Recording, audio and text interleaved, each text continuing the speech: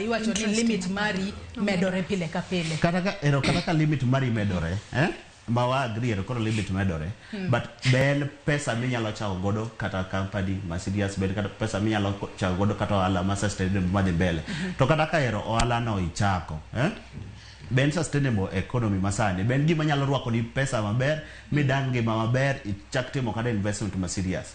Koro gima temo wacho ni faith kwana maber kaka sirkal dhi mbele gi timo gik mopogore opogore sectors mopogore opogore, but ok nyalo wacho distinctively kata dogmatically niya ma nyiso ni sirkal is doing extremely well.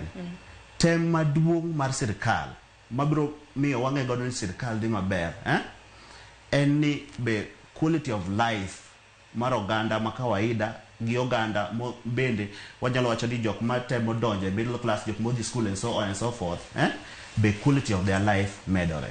Iwinjo? But I don't disagree.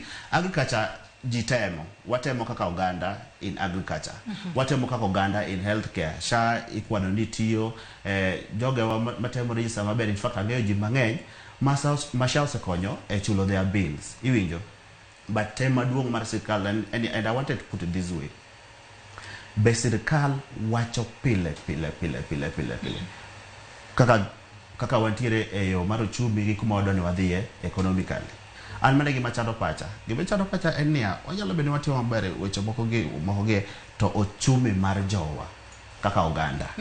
Sirkal keto okang' mage e tego ochumi marwa ma realistic, ma kwana ni kwano kama in fact kote mkwano itido kama begin schemes and plans marwa ko pesa ofukuji people at the upper level. Iwinjo?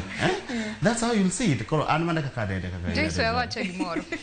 Wewe mire mithuolo mo